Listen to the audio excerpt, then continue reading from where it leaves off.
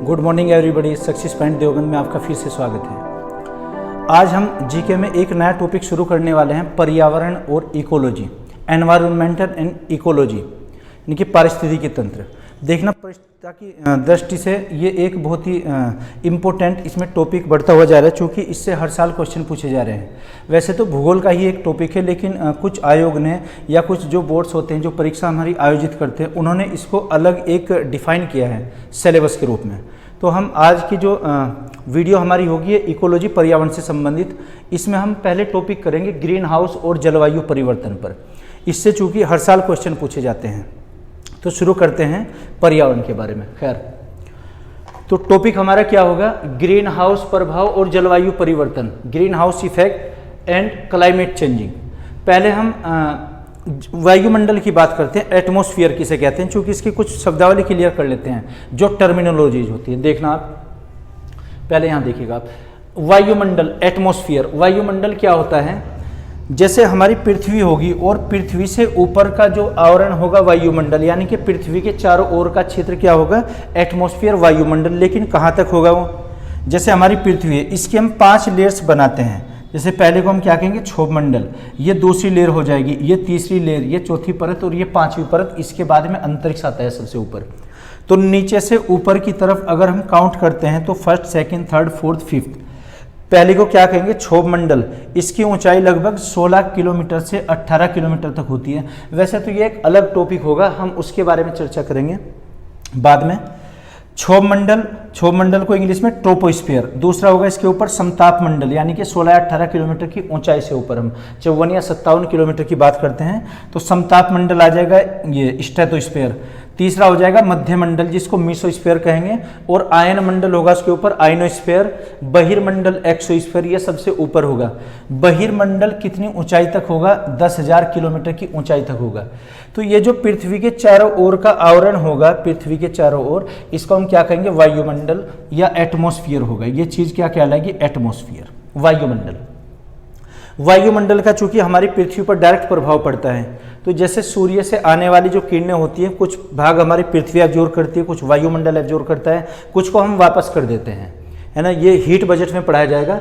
और इससे ऊपर की स्थिति क्या होती है? अंतरिक्ष या स्पेस की हो जाएगी, यानी कि पृथ्वी के चारों ओर 10,000 किलोमीटर की ऊंचाई तक के आवरण को हम क्या कहेंगे? ये एटमॉस्फेयर। जैसे हमारी ये पृथ्वी है, तो पृथ्वी के चारों ओर का क्षेत्र क्या हो जाएगा? ऊपर का ये क्षेत्र होगा वायुमंडल, यानी कि इसकी अगर हम ऊंचाई लेते हैं 10,000 किलोमीटर, 10,000 किलोमीटर की चारों ओर का जो दायरा होगा, इसकी हम बात कर रहे हैं, वायुमंडल होगा। वायुमंडल का जीवधारियों पर पड़ने वाला प्रभाव ही क्या कहलाता है? इकोलॉजी या पारिस्थितिकी तंत्र कहलाता है। तो ध्यान से समझिएगा, जो चीज़ समझ में नहीं आएगी तो कमेंट बॉक्स में आप लिखिएगा, क्योंकि अब हम सब्जेक्ट वाइज पढ़ने वाले। एक प्ले लिस्ट आप इसकी बनाएंगे, एटमॉस्फेयर की, एनवायरमेंट की या एटमॉस्फेयर की। इस प्ले लिस्ट में सारा एनवायरमेंट या पर्यावरण के सब्जेक्ट्स होंगे हमारे।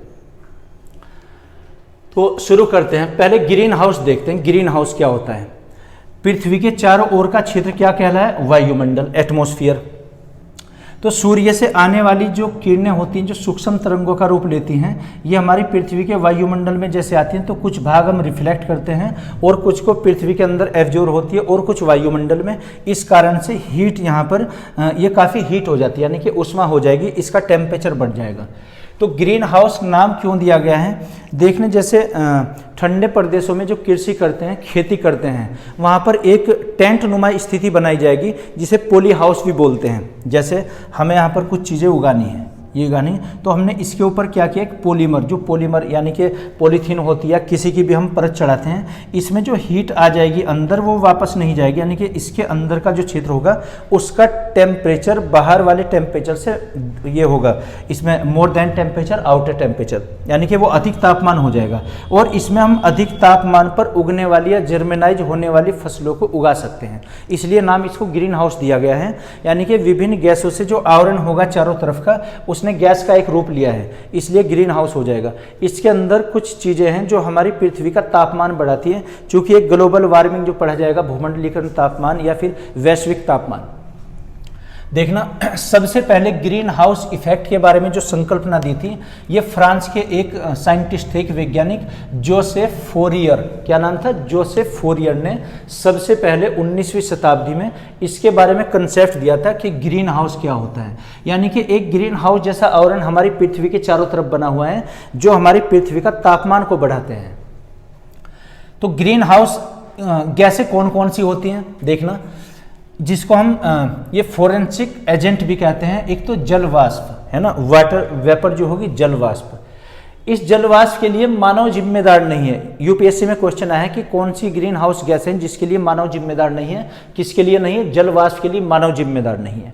दूसरा, कार्बन डाइऑक्साइड CO2 60% योगदान रहता है ग्रीन हाउस गैसों में इसका। तीसरा हो जाएगा मीथेन, मीथेन CH4 20% योगदान रहेगा। नंबर 4 हो जाएगा नाइट्रस ऑक्साइड N2O, है ना, इसका 6% योगदान है। और CFC क्लोरोफ्लोरोकार्बन, इसका योगदान 14%। देखना क्या होगा, वैसे तो सबसे अधिक जो उत्सर्जन होता है कार्बन डाइऑक्साइड का होता है और यही ग्रीन हाउस इफेक्ट में या ग्रीन हाउस गैसों में सबसे ऊपर मानी जाएगी। लेकिन क्या होगा, ये जो सब गैसेज हैं ये जल वाष्प का तापमान बढ़ाएंगी, जो वेपर होगी हमारे एटमॉस्फेयर में, जिसको हम एरोसोल भी बोलते हैं सॉरी इसका तापमान को बढ़ाएगी। चूंकि जल वाष्प में एक गुप्त ऊष्मा होती है। अगर हम एक पात्र में कोई गर्म पानी करते हैं तो उसमें जो वेपर होगी, यानी कि जो स्टीम बनेगी, भाप बनेगी, वाष्प बनेगी, उसमें अधिक ये होगा तापमान, यानी कि ऊष्मा अधिक हो जाएगी किसके, पानी के मुकाबले। तो पानी के मुकाबले वेपर में या वाष्प में ज़्यादा हीट हुआ करती है, ज़्यादा उसका तापमान होगा। तो ये गैसेज क्या करती हैं, इस जल वाष्प का तापमान को बढ़ाती हैं, इसलिए पूरा ये ग्लोबल वार्मिंग को बढ़ाता है ना, भूमंडलीय तापमान को।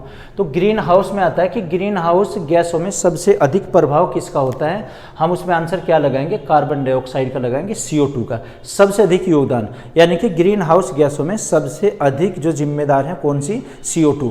और मानव किसके लिए जिम्मेदार नहीं है, जल वाष्प के। तीसरी इसमें क्या हो जाएगी, मीथेन, फिर नाइट्रस ऑक्साइड, CFC। क्वेश्चन है CFC कहाँ से निकलती है, इसका सबसे अधिक उत्सर्जन जो कूलिंग ऐसे डिवाइस होंगे बने हुए हैं, जैसे रेफ्रिजरेटर हैं, है ना, या फिर जो कोल्ड स्टोरेज होते हैं जिसमें भी हम ठंडा करने के लिए, जैसे फ्रीजर में ऊपर होता है ना, रेफ्रिजरेटर में सबसे ऊपर कूलिंग के लिए होती है, जिसमें आइसक्रीम वगैरह जमाते हैं, तो उसमें CFC गैसें निकलती है, यानी कि रेफ्रिजरेशन से क्लोरोफ्लोरोकार्बन निकलती है, एयर कंडीशन से निकलती है। जितने भी डिओड्रेंट वाले डिवाइस होते हैं, जैसे स्प्रे होता है डिओड्रेंट, है ना, उससे भी CFC गैस निकलती है। ये भी एक ओजोन गैस के लिए जिम्मेदार होती है, उसके ये हानिकारक, ये हानि पहुंचाती है ओजोन गैस परत को। ओके, आगे बढ़ते हैं। इसमें क्वेश्चन ये आया कि सर्वाधिक CO2 का उत्सर्जन कौन करता है, चाइना करता है। और भारत की अगर स्थिति देखते हैं, 56 देशों में भारत का 14th, इसमें 14th पहले से होगा, यानी कि 14वां स्थान होगा। तो सबसे पहले नंबर पर उत्सर्जक देश कौन हुआ, चाइना हुआ। अच्छा, आगे और समझते हैं इसके बारे में, इधर आइएगा। देखना, अभी आपको बताया कि वायुमंडल किसे कहेंगे, पृथ्वी से कितनी ऊंचाई तक वायुमंडल हो जाएगा, 10,000 किलोमीटर की ऊंचाई तक वायुमंडल होता है। जलवायु परिवर्तन के कारक क्या होंगे, पहले हम जलवायु शब्दावली को समझते हैं। देखना, अभी वायुमंडल के बारे में आपको बताया था, अब जलवायु क्लाइमेट के बारे में समझेंगे। क्लाइमेट का, जलवायु का मीनिंग क्या होता है। बस जलवायु का मीनिंग जल और वायु ही नहीं होता। कभी आप इसका हिंदी में संधि विच्छेद करके जलवायु किसे कहते हैं, जल प्लस वायु बराबर जलवायु, गलत हो जाएगा वो। जलवायु कहेंगे कि एक तो वहाँ का तापमान और वहाँ का वायु दाब कितना है, जैसे एक तो तापमान और एक वहाँ का वायु दाब, एयर प्रेशर, वायु दाब। इन दो कंपोनेंट को हम जलवायु कहेंगे, यानी कि क्लाइमेट, किसी स्थान की जो क्लाइमेट है दो प्रमुख कारकों पर डिपेंड करती है कि वहाँ का टेम्परेचर कितना है और वहाँ का वायु दाब कितना है। वायु दाब को हम मिली बार में मेजर करते हैं, मिली बार में नापते हैं इसे, और तापमान को डिग्री सेंटीग्रेड में। तो जलवायु का मीनिंग क्या हुआ कि तापमान और वायु दाब। जब हम अक्षांश देशांतर के बारे में पढ़ेंगे भूगोल में, जैसे जैसे अक्षांशों का मान हम बढ़ते हैं भूमध्य रेखा से, यानी कि इक्वेटर लाइन से जैसे जैसे पोल की तरफ जाते हैं तो उसमें जलवायु परिवर्तन होता रहता है। और जैसे जैसे हम अक्षांश ऊपर बढ़ेंगे तापमान डाउन होता जाता है, यानी कि सर्दी या ठंड बढ़ती जाती है। खैर, जलवायु परिवर्तन के कारक क्या होते हैं। जलवायु परिवर्तन जो क्लाइमेटिक चेंज आया है तो उसमें प्रमुख कारक क्या, किन कारणों से होता है, उसके 3 कारण होते हैं। क्या क्या, जैसे यहाँ पर देखिएगा, नंबर 1 ग्रीन हाउस गैसें। ग्रीन हाउस गैसें सबसे अधिक जलवायु परिवर्तन के लिए जिम्मेदार हैं, और जैसे ही जलवायु परिवर्तन होता है उससे हमारा भूमंडलीय तापमान बढ़ता है, हमारी पृथ्वी का तापमान बढ़ता है। आगे ओजोन परत, जो ओजोन लेयर होगी, देखना हम इसी में पढ़ेंगे, समताप मंडल और मध्य मंडल के कुछ भाग को मिलाकर ओजोन परत बनती है। समताप मंडल का कुछ भाग और मध्य मंडल का, इसको मिलाकर क्या ओजोनोस्फीयर है ना, ओजोन मंडल। तो ओजोन मंडल का जब अपक्षय होता है, यानी कि इसका डीके होगा, एक कम हो जाएगी, इसके लिए कौन सी एक CFC गैस होती है, क्लोरोफ्लोरोकार्बन, वो भी जिम्मेदार होती है। और एक प्रदूषण जो हम पोल्यूशन करते हैं। खैर ये हुआ कि जलवायु परिवर्तन किन के कारण से होता है, इन 3 के कारण से, और यही क्रम भी रहेगा, इसका सीक्वेंस भी यही रहेगी। जैसे ग्रीन हाउस गैस, ओजोन परत का कम होना या मोटाई घट जाना उसकी, जैसे अफ्रीका के देश उसमें कम हो रही है, और एक प्रदूषण का बढ़ना, पोल्यूशन का बढ़ना, ये 3 कारक होते हैं। क्वेश्चन आए हैं PSC में, क्वेश्चन है लोक सेवा आयोग में उत्तर प्रदेश में कि निम्नलिखित में से सबसे अधिक मुख्य कारक कौन से जो क्लाइमेटिक चेंज करते हैं, जलवायु परिवर्तन करते हैं, तो तीनों हो जाएंगे, इसका क्रम रहेगा। क्वेश्चन है कि जलवायु परिवर्तन का सबसे अधिक प्रभाव किस पर पड़ता है, कौन सा क्षेत्र है जो सबसे अधिक हानि पहुंचती है, कृषि क्षेत्र को, है ना। तो क्या हो जाएगा, कृषि क्षेत्र पर सर्वाधिक प्रभाव पड़ता है, किसका, ये जलवायु परिवर्तन का। ओके, इससे संबंधित अब और भी कुछ सम्मेलन हुए हैं कि क्लाइमेट चेंजिंग को बचाने के लिए, ताकि उसमें परिवर्तन ना हो, या फिर ग्रीन गैसेज उनका जो उत्सर्जन है ये कम किया जाए। कौन कौन से सम्मेलन, मानव पर्यावरण सम्मेलन, 119 देशों का एक सम्मेलन हुआ था, करीब ये 1970 या 72, मुझे एग्जैक्ट इसका वर्ष याद नहीं है। मानव पर्यावरण सम्मेलन, इसका एक स्लोगन था, एक ही पृथ्वी। क्या स्लोगन था, फिर से देखिएगा, एक ही पृथ्वी, ये इसका एक स्लोगन था, और इसका फिर लोगों के रूप में भी इसका नारा भी यही था। और ये कहाँ पर हुआ था, ये स्टॉकहोम में हुआ था, स्वीडन की राजधानी स्टॉकहोम। तो स्टॉकहोम में सम्मेलन हुआ, और सॉरी 119 देशों ने भाग लिया था। इसको पर्यावरण का मैग्ना कार्टा, पर्यावरण से संबंधित या ग्रीन गैसेस से संबंधित या क्लाइमेट चेंज से संबंधित हमारे विश्व में ये पहला एक सम्मेलन था, मानव पर्यावरण सम्मेलन, जिसका स्लोगन क्या था, एक ही पृथ्वी। पर्यावरण का मैग्ना कार्टा, देखना शब्द समझिएगा आप, मैग्ना कार्टा किसे कहते हैं, तो स्केच चेंज कर लेते हैं। मैग्ना कार्टा कई जगह प्रयोग हुआ है, संविधान में मैग्ना कार्टा, इतिहास में मैग्ना कार्टा, शिक्षा का मैग्ना कार्टा, मौलिक अधिकारों का मैग्ना कार्टा। पहले आप इसका अर्थ समझिए, मैग्ना कार्टा, है ना। तो वैसे तो ये ब्रिटिश इंग्लिश का शब्द है मैग्ना कार्टा। इसका है कि बहुत सारे अधिकार एक साथ मिल जाना, हमें मौलिक अधिकार, फंडामेंटल राइट्स मिल जाना, या कहिए कि जैसे हमें जॉब चाहिए कि हमारी कोई भी जॉब लग जाए, चाहे ग्रुप C या D की लग जाए। मान लीजिए हम ग्रुप C में सेलेक्ट होते हैं, लेकिन एकाएक क्या होता है कि हमारी कहीं उच्च पद पर भर्ती हो जाती है, कोई ऐसा कानून या कुछ भी हो जाए, वो चीज़ हमारे लिए मैग्ना कार्टा हो जाएगी। जब हम इतिहास में इस चीज़ को पढ़ेंगे, चार्ल्स वुड का डिस्पैच 1854 में, सन 1854 में चार्ल्स वुड का डिस्पैच आया था। अंग्रेज लोग हमें स्कूल खोलने पर मनाही करते थे, लेकिन 1954 में क्या किया था, उन्होंने 3 विश्वविद्यालय खोल कर दिए थे हमें, मद्रास, कलकत्ता और एक उसमें बंगाल विश्वविद्यालय था, ये कलकत्ता विश्वविद्यालय। इसमें क्या था कि ये महिला और पुरुषों के दोनों के लिए था, या तो हमें स्कूल नहीं खोलने देते थे, या एकाएक यहाँ पर ऐसा कानून बना कि 3 विश्वविद्यालय सेटअप किए गए। तो वह चीज़ हमारे लिए मैग्ना कार्टा बनी थी। मैग्ना कार्टा का एक लाइन में मीनिंग, अपार अधिकार मिल जाना, बहुत सारे अधिकार एक साथ मिल जाना, इसको मैग्ना कार्टा कहेंगे।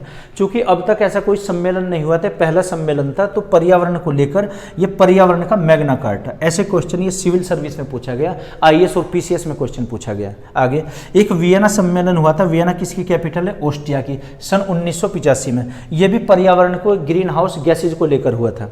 आगे मार्टियल सम्मेलन, मार्टियल कनाडा में पड़ेगा, एक स्थान है, वहाँ का एक मेट्रोपॉलिटन सिटी है कनाडा का, 1957 में हुआ था। इसमें क्या था, ग्रीन हाउस गैसों का हमें कम उत्सर्जन करना था, और एक जलवायु में कम से कम परिवर्तन होना है ना, यानी कि ग्लोबल तापमान को कम करने के लिए।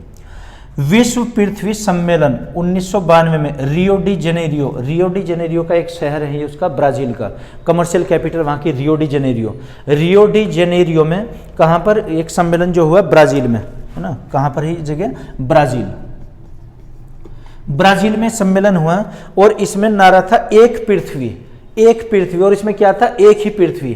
तो सबसे पहले जो मैग्ना कार्टा था उसमें भी स्लोगन दिया गया नारा, और रियो डी जेनेरियो में भी नारा दिया गया एक पृथ्वी।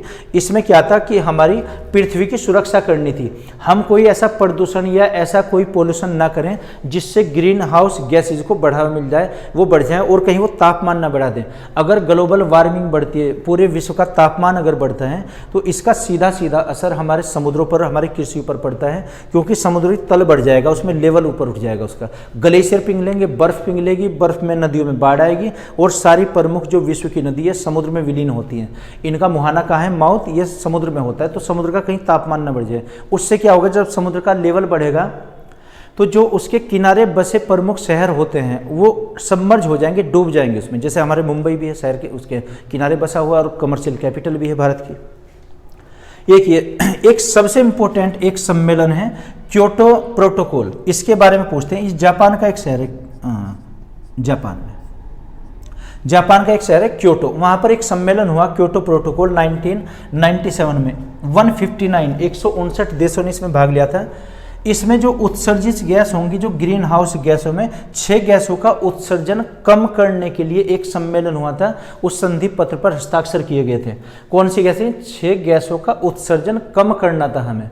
अगर वो कम नहीं किया अपने एक निश्चित लेवल से तो अंतर्राष्ट्रीय प्रतिबंध लगाए जा सकते हैं उस देश पर। हर देश को कम करना था, है ना। जैसे चाइना का पहला स्थान है तो इनको कम करना था, जो भी उद्योगपति या फिर ऐसे पूंजीपति देश होते हैं उनमें कम किया गया। तो ये क्वेश्चन आता है कि क्योटो प्रोटोकॉल का संबंध किससे है, ये पर्यावरण से संबंधित, ग्रीन हाउसेज गैसेज का कम करना। और इसमें क्योटो किस देश में स्थित है, जापान में स्थित है। तो आप इससे संबंधित हम और भी कुछ ऐसे सम्मेलन पर अभी चर्चा करेंगे। आप चाहे तो इसका स्क्रीनशॉट ले लीजिए या इसे नोट कर लीजिए, क्योंकि ये हमारा पहला टॉपिक होगा पर्यावरण पर। इसके बाद में पूरी प्ले लिस्ट में चैप्टर वाइज आपको सारे टॉपिक्स मिलेंगे, परीक्षा में पूछे गए हम कुछ क्वेश्चंस भी इसमें करेंगे। तो आप चाहे तो इसे नोट कर लीजिए, वीडियो आप इसमें ये पॉज कर लीजिए या फिर स्क्रीनशॉट लीजिए, नोट कीजिए कैसे भी, फिर आगे बढ़ते हैं। ये नोट कर लीजिए आप ये। तो बच्चों अभी हमने कोपेनहेगन सम्मेलन के बारे में पढ़ा था, अब कुछ और सम्मेलन देख लेते हैं। चूँकि ये परीक्षा के दृष्टिकोण से बहुत इंपॉर्टेंट है, उसमें किसी सम्मेलन या उसके क्रम का पूछ लेते हैं नाम एक, ये देखना। इसके बाद कौन सा सम्मेलन हुआ, जोहान्सबर्ग सम्मेलन। ये कहाँ पर, 2002 में साउथ अफ्रीका में। जोहान्सबर्ग वहाँ का एक मेट्रोपॉलिटन सिटी है। 200 देशों ने इसमें भाग लिया था और पृथ्वी 2 के नाम से इस सम्मेलन का नाम क्या था, पृथ्वी 2 नाम दिया गया था इसे। उसके बाद में मार्टियल में हुआ 2005 में। ये किससे संबंधित था कि ग्रीन हाउसेज गैसों का उत्सर्जन कम करना। ये 2005 में मार्टियल का है, कनाडा में, कनाडा। ऐसे ही फिर बाली में हुआ था 2007 में। बाली कहाँ पर, इंडोनेशिया में, इंडोनेशिया। इसके बाद सम्मेलन हुआ था फिर कोपेनहेगन। देखना कोपेनहेगन सम्मेलन COP15, इसमें 15 मुद्दों पर यहाँ पर एक कुछ जो संधि पर हस्ताक्षर किए गए थे, और ये हुआ सन 2009 में कोपेनहेगन। कोपेनहेगन कहाँ है, स्वीडन। स्वीडन की राजधानी है कोपेनहेगन, स्वीडन, स्वीडन। एक ये बहुत इंपॉर्टेंट सम्मेलन, इसके बारे में पूछते हैं कि कोपेनहेगन सम्मेलन किससे संबंधित है। नेक्स्ट रियो +20 सम्मेलन, रियो डी जेनेरियो। रियो से क्या बनेगा, रियो डी जेनेरियो, और ये कहाँ पर है, ब्राजील का एक शहर है रियो डी जेनेरियो। 2012 में हुआ, 193 देशों ने भाग लिया था। इसके कुछ थीम भी थे, इसके कुछ विषय थे। क्या विषय थे देखते हैं एक बार। इसमें 2 थीम निर्धारित किए गए, 2 विषय। पहले क्या था, हरित अर्थव्यवस्था का निर्माण और गरीबी दूर करना। ये दोनों एक में ही आएंगे। हरित अर्थव्यवस्था, ग्रीन इकोनॉमी का निर्माण करना और गरीबी दूर करना। इसके बाद था दूसरा थीम इसका, संतुलित और सतत विकास करना, है ना, बैलेंस्ड एंड सस्टेनेबल डेवलपमेंट। इसका दूसरा थीम यह था कि सतत विकास करना, सभी क्षेत्रों में विकास करना। वो नहीं कि उसमें हम पर्यावरण को बचा लें लेकिन गरीबी आ जाए, उसमें गरीबी भी दूर करना है और पर्यावरण को भी बचाना है, हरित गैसों का कम से कम उत्सर्जन करना है। इसके बाद सम्मेलन होता है 2012 में दोहा में। दोहा कहाँ पर है, कतर, एक देश पड़ेगा कतर। कतर की राजधानी क्या हो जाएगी, दोहा। तो दोहा में 2012 में हुआ, 200 देशों ने भाग लिया था। इसमें क्या था कि कुछ गैसों का उत्सर्जन कम करना था, जैसे 6 या 7 गैसेज होंगी ग्रीन हाउस के अंदर। इसमें क्या था, carbon dioxide, nitrous oxide N2O और एक मीथेन। इनके उत्सर्जन को हमें कम करना था इस सम्मेलन में। ये इसके टारगेट घोषित किए गए, लक्ष्य घोषित किए गए। ऐसे ही ग्लोबल वार्मिंग क्वेश्चन आया हुआ है कि ग्लोबल वार्मिंग शब्द का सबसे पहले प्रयोग किसने किया था। एक ब्रिटेन के वैज्ञानिक थे जो भूगोलविद या पर्यावरणिक कहिए। इस शब्द का सबसे पहले प्रयोग वालेस ब्रोएकर ने किया था। क्या नाम है, फिर से देखिएगा, वालेस ब्रोएकर। ये कहाँ के, ब्रिटेन के एक पर्यावरणविद थे। इन्होंने ग्लोबल वार्मिंग यानी कि भूमंडलीय तापमान शब्द का सबसे पहले प्रयोग किया। हिंदी में क्या कहेंगे इसको, भूमंडलीय तापमान, भूमंडलीय तापमान या फिर वैश्विक तापमान। आगे फिर क्षोभ मंडल, क्षोभ मंडल में ताप की वृद्धि। इसमें क्या बताया था कि जो ग्लोबल वार्मिंग है ये क्या होता है। ग्लोबल वार्मिंग जैसे अभी हमने डिस्कस किया था कि पृथ्वी के 5 स्तर होंगे हमारे जो वायुमंडल है। पहले क्षोभ मंडल, फिर समताप मंडल, मध्य मंडल, वायुमंडल, बहिर्मंडल, यानी कि टोपोस्फीयर, स्ट्रेटोस्फीयर, मेसोस्फीयर, आयनोस्फीयर, एक्सोस्फीयर। इन सब के स्फीयर के अलग अलग कार्य हैं। तो जो क्षोभ मंडल होता है यानी कि पृथ्वी तल से जहाँ पर हम खड़े हुए हैं अभी इस टाइम, यहाँ से 16 या 18 किलोमीटर की ऊंचाई तक का दायरा क्या कहलाएगा, पृथ्वी के चारों तरफ का क्षोभ मंडल या ट्रोपोस्फीयर। तो ट्रोपोस्फीयर के तापमान में औसतन वृद्धि को ही ग्लोबल वार्मिंग कहते हैं। वो नहीं कि पूरी पृथ्वी का तापमान या पूरे वायुमंडल का तापमान बढ़ना है, वो नहीं। हमारे जो क्षोभ मंडल होगा ट्रोपोस्फीयर, तो ट्रोपोस्फीयर क्षोभ मंडल के तापमान में वृद्धि होने को ग्लोबल वार्मिंग कहा जाएगा। ऐसा किसने बताया, वालेस ने, जो कहाँ के थे, पर्यावरणविद ब्रिटेन के। ओके, इसमें कुछ शब्दावली का और भी प्रयोग होता है कि काला कार्बन, भूरा कार्बन, हरा या नीला कार्बन। तो ब्लैक कार्बन हम किसे कहेंगे, ब्लैक कार्बन। ब्लैक कार्बन कोयला और जैव ईंधन से होने वाला उत्सर्जन, जो उससे पर्यावरण प्रदूषण बढ़ेगा। जैसे CO2 से 1 लाख गुना हानिकारक है। जो हम कोयले का जलाकर जो प्रदूषण फैलाते हैं या जैव ईंधन का, यानी कि पेट्रोल का या फिर डीजल का जो हम जलाकर ईंधन के रूप में प्रयोग करते हैं, उससे कार्बन डाइऑक्साइड से 1 लाख गुना अधिकारक होता है, हानिकारक। तो इसको हम क्या कहेंगे, काला कार्बन। जैसे यहाँ पर एक योजना चली है, उज्ज्वला योजना। उज्ज्वला योजना वायुमंडल में ब्लैक कार्बन को कम करने के लिए उज्ज्वला योजना चलाई गई प्रधानमंत्री के द्वारा। ये केंद्र सरकार की योजना है। भूरा कार्बन है ना, ब्राउन कार्बन। ब्राउन कार्बन क्या हो जाएगा, ब्राउन कार्बन एरोसोल द्वारा ग्लोबल वार्मिंग को बढ़ाना। एरोसोल्स क्या होते हैं, जैसे जल की छोटी छोटी बूंदें जो हमारे वायुमंडल में हैंग हैं, लटकी हुए, निलंबित हैं, एरोसोल्स। एरोसोल से हमारे ग्लोबल वार्मिंग यानी कि भूमंडलीय तापमान में वृद्धि होती है, यानी कि जो क्षोभ मंडल में होंगे। ओके, नेक्स्ट इसमें ग्रीन कार्बन। ग्रीन कार्बन पेड़ पौधों से निकलकर मिट्टी में समाहित CO2। देखना, जो पेड़ पौधों से जो कार्बन डाइऑक्साइड निकलती है CO2, वो पेड़ पौधों से निकलकर मिट्टी में समाहित हो जाती है, मिट्टी से में जो मिक्स हो जाएगी। जैसे कि आप देखते हो पेड़ पौधे घने होते हैं, उसके नीचे हम कोई प्लांटेशन नहीं उगा सकते। जैसे खेतों में होता है, एक बड़ा पेड़ है, उसके नीचे नहीं कि कोई फसल पैदावार हम ले लेंगे वहाँ से, जैसे ईख की खेती या गन्ने की, वो कम होता है औसतन। तो क्योंकि पेड़ से निकलने वाला जो CO2 है, पृथ्वी ने या जमीन ने, मिट्टी ने अपने अंदर समाहित कर लिया उसे। आगे नीला कार्बन। नीला कार्बन क्या होगा, ऐसा CO2 कार्बन डाइऑक्साइड गैस जो समुद्री परितंत्रों में CO2 जमा हो जाता है। जैसे समुद्री घास भी होती है, हाइड्रोफाइट्स होते हैं, समुद्र में उगने वाले पौधे, जल में उगने वाले पौधे क्या होते हैं, हाइड्रोफाइट्स। तो हमारा जलीय परितंत्र ऐसे होगा, मैनग्रोव वन होते हैं, उसमें क्या होगा कि वहां पर CO2 जमा हो जाएगी उसमें। इसे हम क्या कहेंगे, जो CO2 जमा होगी, नीला कार्बन। तो ये कुछ ऐसे शब्दावली इसमें प्रयोग की गई है। ऐसे जो ग्रीन हाउस या जलवायु परिवर्तन का जो हमारा टॉपिक था, इससे काफ़ी कवर हो जाता है। और परीक्षा में कुछ पूछे गए क्वेश्चन है, जैसे इन सम्मेलन के बारे में, तो हमने तमाम कवर करने की कोशिश की है। तो मैं आशा करता हूँ ये आपकी समझ आए होंगे। अगर नहीं तो कमेंट बॉक्स में आप लिखकर बताइएगा। देखना आगे जो हमारा टारगेट रहेगा, अब हम इसकी एक प्ले लिस्ट बनाएंगे पर्यावरण की। अब टॉपिक वाइज, सब्जेक्ट वाइज हम GK कवर करेंगे, उसमें हर सब्जेक्ट पर बनाने की कोशिश करेंगे और उसमें हर दिन नई वीडियो इसमें डालने की कोशिश करेंगे। तो मैं आशा करता हूँ कि समझ आया होगा। Okay, thank you.